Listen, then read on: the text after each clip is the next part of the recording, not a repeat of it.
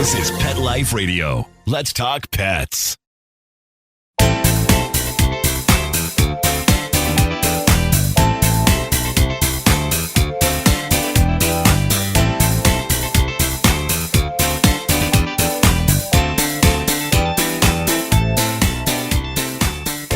Welcome to Covered in Pet Hair, a boozy web show for pet lovers on Pet Life Radio. I'm your host, Isabel and today I'm having a drink and a chat with a lady who's going to help me decipher the pet parent psyche. I'll tell you all about her and introduce you as soon as we come back from these messages from our sponsors. Molly, here's your dinner. Zeus, that's not your food. Don't let that happen to your precious cat. Elevate your cat's eating experience with the Cat Tree Tray. The Cat Tree Tray keeps your cat's food off the floor and conveniently located on the cat tree. It's the perfect way to eat. It's a beautiful wrought iron tray that easily attaches to your cat tree and keeps dogs and other critters out of your cat's dish. A must for multi-pet households. There's a 6-inch tray for large bowls and a 4-inch tray for smaller bowls. Purchase your Cat Tree Tray today. Go right now to cattreetray.com. That's cattreetray.com. cattreetray.com. Let's Talk Pets on PetLifeRadio.com.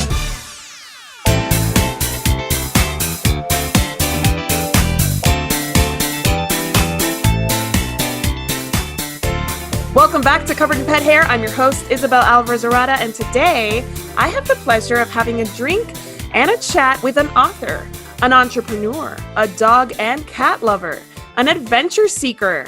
She's a Girl Scout volunteer for 11 years, a Boy Scout parent for 14 years. She's wife to Tom, mom to Tom, Dan, and Claire, cat ma to 13-year-olds, Phantom and Sloth. She's from the Jersey Shore, the good one, not the bad one you see on TV, she says. She's Amy Tolman of Pet Sitter SEL. Welcome, Amy. I'm so excited to have you on the show. I'm very impressed. I'm very impressed with that intro. It's a lot. Well, I want to share who you guys are outside of your professional resume. I want to get to know my guests a little bit better than just like, oh, they founded this company in this year and now they have this title. I want to know more about you. So before I go any further, though, anybody participating in our drinking game tonight, anytime you hear this word, the secret word is Google. Make sure you take a drink of whatever it is you're enjoying. But please be over the legal drinking age wherever you're watching from. Never drink and drive, and always drink responsibly. What are you drinking tonight, Amy? Okay, this is one of my favorite wines. This is a blend. It's a white blend, and I don't know if you can see this.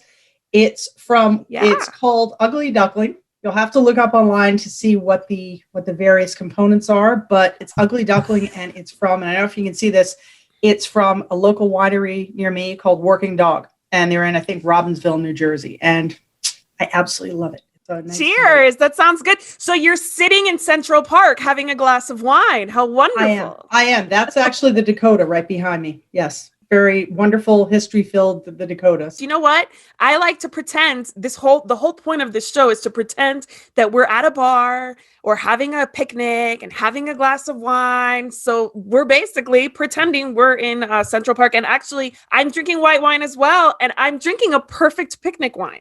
This is called Akiyoshi.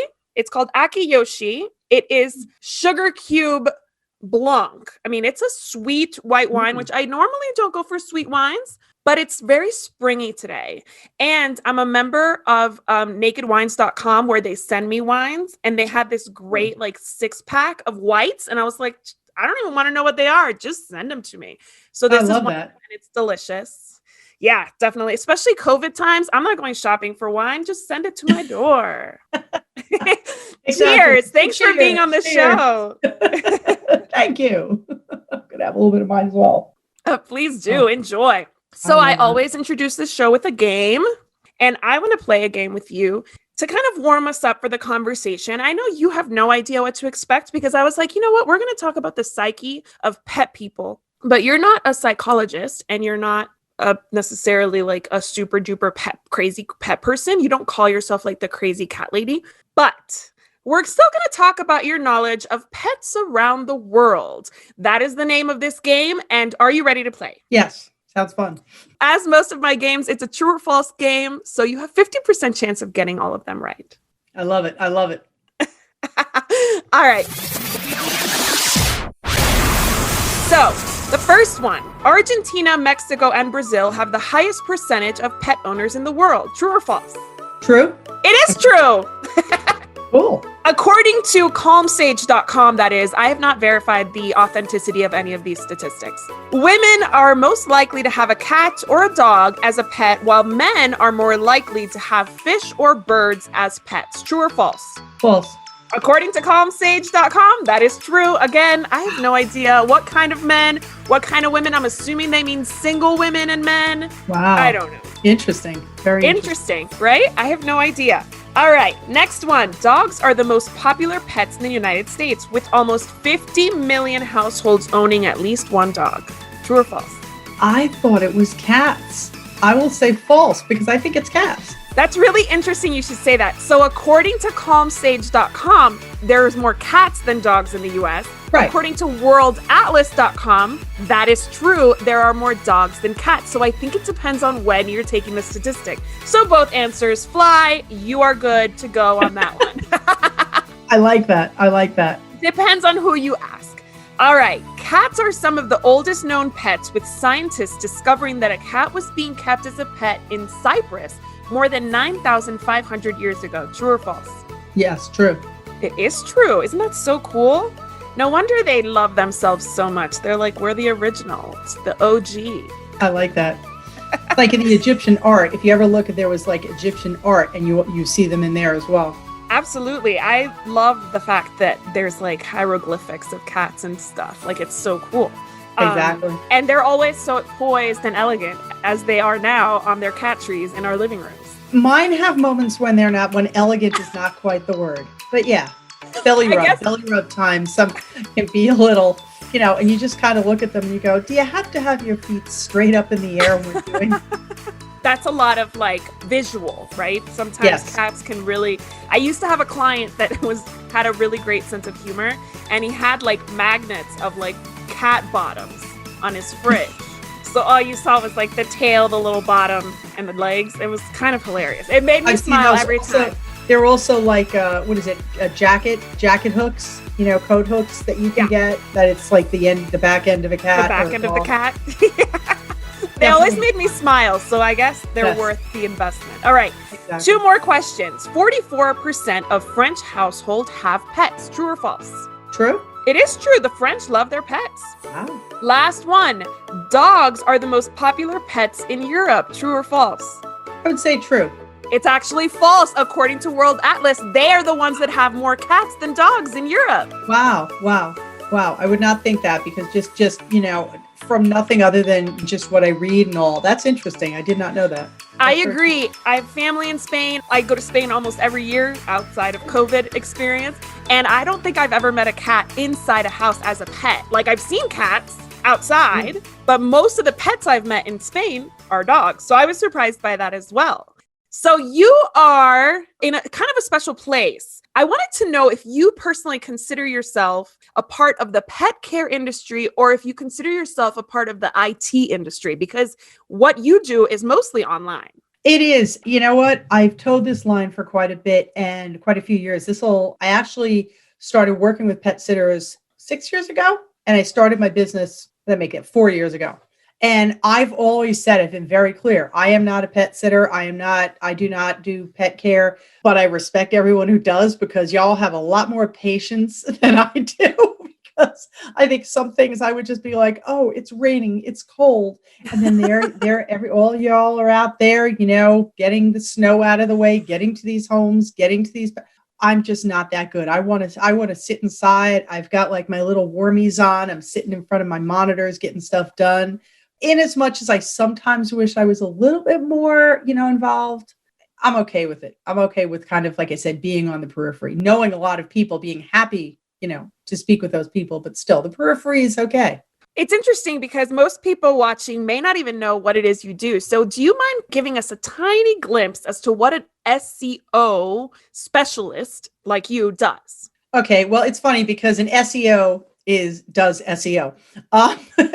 What SEO is, I am a person who does the thing called SEO, but those people are also called SEOs. What I do is I optimize websites and peripherally, tangentially, Google My Business listings so that they come up higher for people. And I specialize in working with pet care people. And it could be pet sitters, it could be groomers, it could be daycares, kennels, boarding facilities. It's all generally kind of falls within my area of expertise, so to speak. Okay, well, I know what you do because I hired you to do it before I had to close Thank down you. my business. Thank you. I remember us having a conversation over the phone and you were like just giving immediately, like looking at my website, giving me feedback. And I was like taking notes because that's just the kind of person I am. And I was implementing things as you were saying it to me because I was like, I mean, this is an expert giving me free advice, so I'm going to implement it right now. Well, and that was the thing, is that when people call me, I should just tell them at the outset, I do video calls now too. I do video consultations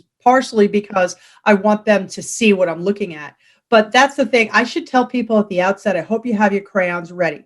Yes. Because I usually get a little into it. So it's hard for me to just say to somebody, yes, hire me. It's more like, okay, do this, this, this, this. And if you want to hire me, let me know tomorrow, Yeah, it's exactly. You were like thinking out loud. You were like kind of like doing the review of our website as you were speaking to me, being like, this needs to be this and this needs to be that. So do you enjoy working with pet people? I really love it because I know this is like a little bit of a hero complex thing, but I really feel like I'm helping small businesses survive. I love our industry. I don't think that all pet people are super social. So you have to kind of like the people that we meet at conferences are usually the extroverts within the industry that want to meet other people, or they're able to be extroverts for like the 3-day conference and then go home and decompress for 2 weeks. But then you have other people who don't want to go to the conferences. They just want to work with pets. They don't want to deal with the humans. And the problem with the pet care industry is that it's not just about pets. It's also about humans. It's about the pet parent. I remember going to a meeting with my attorney years ago, and I don't even remember what I was meeting with my attorney for. It was our first meeting. And he said that he had one other client that was in the pet care industry. And he said that he's very different from you. He's very quiet. He's like, you're going to be fine because you're such a people person. And he said, that's not common in your industry. And you know, what's funny is it's really not that common. And the people go into this work because they love the animals. Dealing with the pet parent is secondary. But at the same time, we have to have a way to connect the pet parent with the pet sitter or the pet care provider, the dog trainer, whomever. We have to find a way to connect them. And sometimes the pet sitters don't have any sales experience. They don't have any marketing experience. They want to keep things humble. They don't even see themselves as that important, right? They see themselves as just the pet care provider. But see, that's the problem, is that even people who I've spoken with people who seem like they have a little bit of a cognitive dissonance going on, but even they know I have to put this out there because if not, I'm not going to be found. And that's what's really hard, is because sometimes you kind of need to push them a little bit. I don't want to get too far into this discussion yet, because I have all sorts of questions for round 2 as soon as we come back from these messages from our sponsors.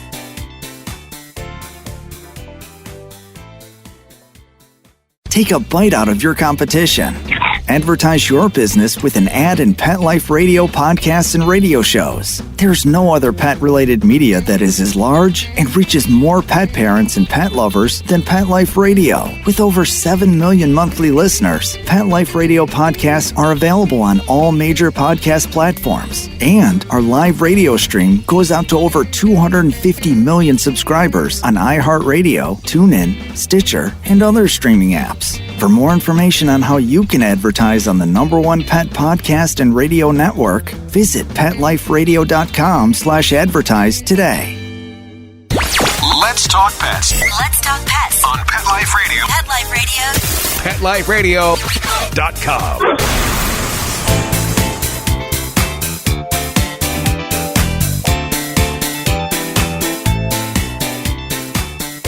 Welcome back to Covered in Pet Hair. I'm your host, Isabel Alvarez-Arada, and today I'm talking to Amy Toman.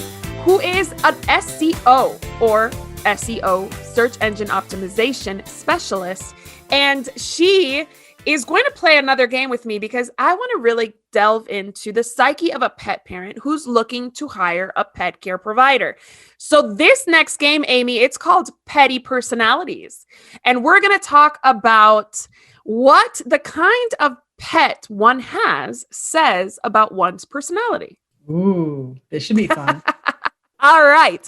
So again, it's a true or false question. We have 6 of them, and you are probably going to get them all right. They're kind of self-explanatory. And before anybody gets mad at me about what these questions mean and what they say, I pulled these questions from 2 scientific studies. Okay. So don't get mad at me if you don't like what they say. One of the studies is a Michigan State University study about personalities and pets. And the other one is a University of Texas at Austin study about personalities and pets. So lots of research out there on this topic, which is really kind of fascinating. Cool. This will be fun. All right. First question. Extroverts tend to raise excitable, active dogs. True or false? Wow. Yes. True. True. It is true. According to Michigan State University, the pets really mimic our personalities. So if you're excitable, so are your dogs.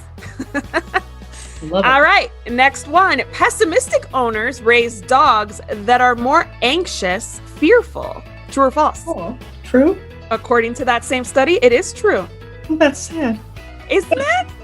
That Michigan State study is only about dogs. I don't know exactly how the personalities of a cat parent influence their cat specifically, but these next questions will talk about cats a little more. Next question. Dog people tend to be more self-disciplined than cat people. Yes, definitely. It's true. They are more self-disciplined than cat people. That was a surprise to me, actually. Was it? Was it? I find it because dogs want to eat at a certain time. They want to go for a walk at a certain time. They're more demanding about attention. So I definitely understand. Cats, especially cat sitters, have told me that one of the reasons why some of them go towards that is because cats are less demanding about their schedule. They're aware of their schedule, but they're not as, they don't stick to it as much. So that doesn't surprise me. Yeah, those are good points. I totally see that. Cat people tend to have a stronger sense of duty than dog people. True or false? False. You're right. Absolutely right. The ones that have a strong sense to walk the dog, don't you? You have to be home to walk the dog, feed the dog. And I think that's much more of a, oh my God, it's 5 minutes after I was supposed to feed the dog. And I think that's because we had a dog. We had 2 dogs for a total of, I can't remember, 15 years.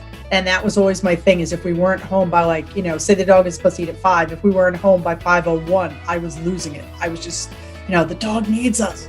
Exactly. No, it's true. I mean, it's why I had a business to begin with. It was the dogs needed their walk, and the dogs needed to be out every so often, and they needed their meals at a specific time. And unless a cat is being medicated, you're right, they're more easy to fit into a schedule when somebody's traveling.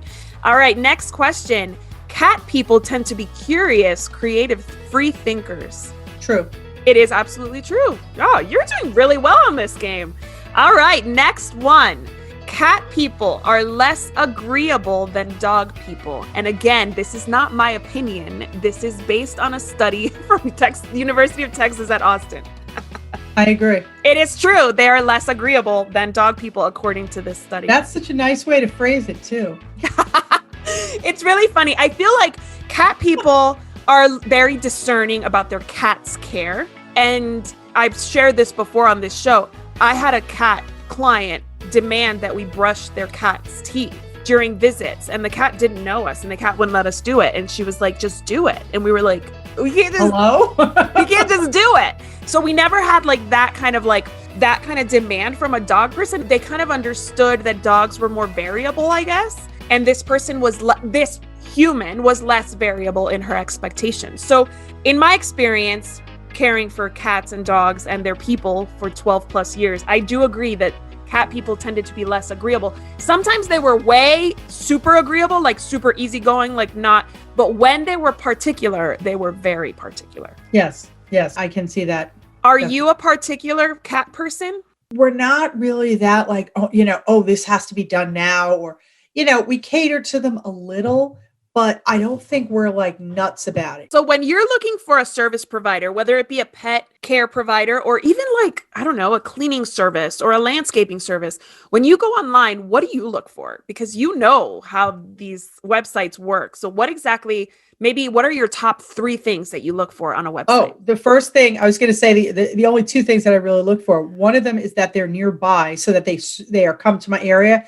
And the other one is reviews. I don't just look at reviews, but I look at the content of the reviews. And sometimes, and I don't know if anyone else does this, and this is not just services, this is also products. I sometimes go in and I look at the worst reviews first. Yes. Because the worst reviews sometimes tend to give more detail as to why they're unhappy, as opposed to, I love them, they're great, and then they move on.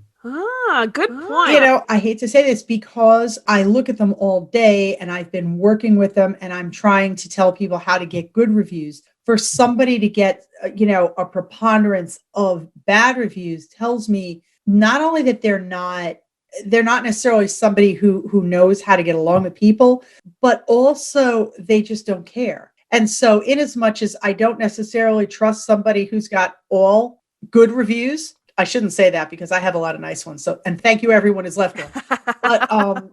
But I think that there's a sweet spot there. It has been shown that there's a sweet spot somewhere between about 4.4 and about 4.8. Yes. I've seen that study as well. And I know that nobody believes the fully 5 stars. Like really, truly, like, are you paying for these reviews? Why do you not have any? Now, if you want. Just kidding.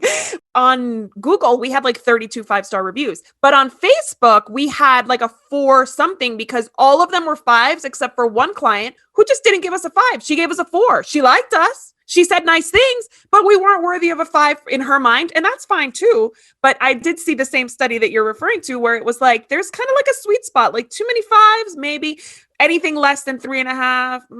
Not so good. Yeah. And like I said, there is a sweet spot because you know what? Nobody's perfect. And I think everybody knows that nobody's perfect. So like I said, it's not that I don't trust people who have all 5s. I just want to see detailed reviews. That's why when I tell people like, if you can discuss with the people, who are happy with your service, I say, ask them to put in detail, right? Ask them to put in 4 or 5 sentences, talk about what service on your website that they received that they were happy with. If you can possibly say the area, because again, the more detail that they provide, the better it is for people reading the reviews and trying to decide, is this company for me or not? And I think that's the thing is the more information that they give out, the more they're helping other people. And absolutely. I mean, I'm definitely the same thing. I ask people all the time, I say, could you please mention, that we did, whatever it is in phone consultation or whatever, and just say, what you were happy about. And, for the most part, if you say that to people, they will do it.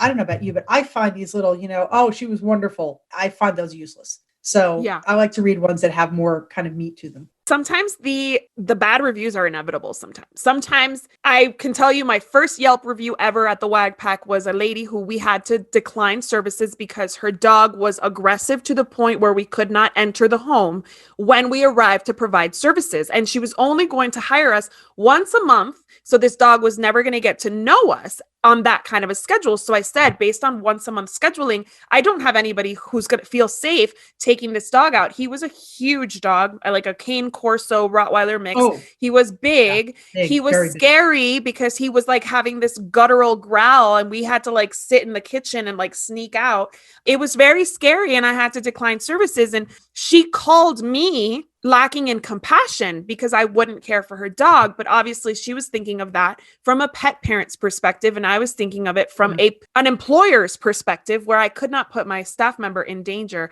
And I went to see the situation and I couldn't put myself in danger either. So I responded to that review and it's still there, even though the Wag Pack doesn't exist. This was in 2010 and it's still there. Does the response matter to you? What a great question. Yes. And here's the thing, you've lost that person anyway. So Your response shouldn't be geared towards them. Your response should be geared towards the people reading it who've not used you. And this is my plea to pet parents who are listening or watching on YouTube. please reach out to the company first before resorting to Google, Facebook, Yelp. Please reach out to the company first. Please inform them of what went down. Hopefully, they will rise to the occasion, make things right for you, discuss any misunderstandings, expectations not being met, etc. But please give them the opportunity before you go online, because you could really be hurting a business by taking that reaction public as opposed to an email. And always give small businesses the benefit of the doubt. I think a lot of times whenever we got complaints, which was very rare for us, like truly, it was very rare because we had such a great team. But whenever we had some kind of like a nasty gram come in, it was usually a misunderstanding. It was usually something that was not, that their expectation was different, or we did things differently, or we left something in a different place than they expected, or we didn't post their pet's picture that night on Facebook because we don't post in real time. They thought we did. So they were like, if you didn't post, then you must have not been there. Things that maybe they don't understand about the way the business operates. So I always beg pet parents, whether it's a pet industry business you're working with, a restaurant, something completely unrelated, always go to the source first. Let them make it right, or give them the opportunity to explain before you go public and ruin their reputation. Which is good, because like I said, a lot of times once it's been posted, they're done, So that's good to hear. That's a really good request. You're right. It's true. It's true. So tell us, how can pet professionals reach out to you and learn more about your services? And I think that what the biggest thing is, you have the secret on how to ask for Google reviews. I mean, pet professionals watching, you need to get in touch with this lady, because I mean, that's truly where the fortunes are made these days, on getting people to review your businesses. Well, and people aren't always that, keen on doing it. They just get busy and forget. Well, a couple things. I have two things that I've kind of narrowed my services to. One is an SEO audit, where I look at the entire website and I look at everything from your technical structure to your content. And the other is the Google My Business audits. And the reason why I actually call them action plans, Google My Business action plan, is because I do have at the end marketing. I have a schedule as to when you should do something, when you should upload something, check something, respond, whatever. But in that Google My Business action plan, there's about 2 pages on nothing but reviews. Yes. Why you really need them, even if you think you don't, how Google uses them, how they uses the content. So then, and a lot of it's not necessarily me saying something, kind of giving you, it's like, oh, I've heard this, I've heard that. I have a lot of resources, a lot of articles that have been written, studies that have been done, a lot of information like that you wouldn't think, like, why would somebody even bother, studying this? But it's for this very reason, so that we kind of know what's the best way to proceed. So that, and it's scary because if for something that's like a little, Google My Business listing like this, right? They usually average out to about 20 pages, if you can believe that. And wow. I said that to somebody recently, and they're like, it's not Google My Business listings are not that. I said, I know, but there's a science about a lot of the things that are in there. So I'm around. I'm on Facebook. I have Pet Sitter SEO on Facebook. My personal, you can also message me my personal Facebook, which is Amy. I think it's just Amy Toman. And I sometimes have my maiden name in there, but it's Amy Toman, Pet Sitter SEO, or they can always send me an email at amy@petsitterseo.com. And as far as I know, you can also Google me. You can look at my website. Redone. Surprise, surprise. It still comes up, but it needs to be like a little bit more redesigned, a little change around my content a little bit. Are you guilty of what everybody else is guilty of putting your clients first and not applying your expertise onto your own page? Yes. And I will tell you, I've actually thought of having somebody else kind of spiff up my site, because not in terms of the content, but in terms of the design, because I will tell people flat out, if you come to me and you get like a consultation or you get a report from me, the goal of that report is not for you to hire me to fix it, like to go in and do the editing, or for me to build you a new website. I don't do that. And that's just not my thing. So like when I say, you should do this, you should do that, people come back to me and go, how do I do that? And I'm like, okay, there's about 8 different platforms out there.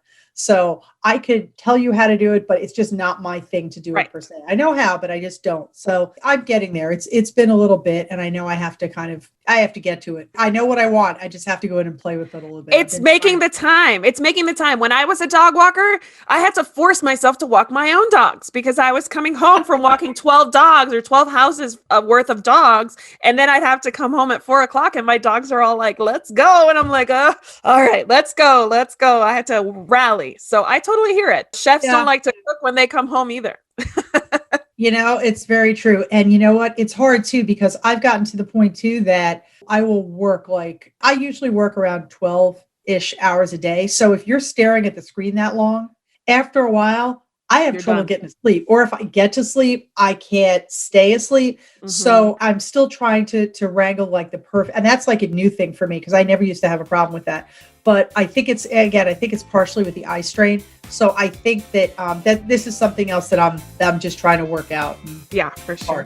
Well, thank you so much for taking the time to chat with me today. I hope you enjoyed the show. Here's to you for being a guest and for sharing your expertise with us. Thank you very much. It was wonderful. And yes, I am indeed. I don't know if you can see it on my shirt. I am covered in pet hairs. There you go. Perfect. Here's to our executive producer, Mark Winter, who I believe is also covered in pet hair all the time. Thank you for making this show possible. Here's to our listeners at Pet Life Radio and our viewers on YouTube. Here's to a life covered in pet hair because there's no better way to live. Cheers. Cheers. I always drink after cheers because I hear it's bad luck if you just say cheers and then just hold it up and don't do it. So no bad luck here. I can't have any more bad luck. With the COVID year we've had, I can't have any more bad luck. If you want to learn more about Covered in Pet Hair, please visit coveredinpethair.com or petliferadio.com. Thanks for watching, and we'll see you next time. Let's Talk Pets, every week on demand, only on petliferadio.com.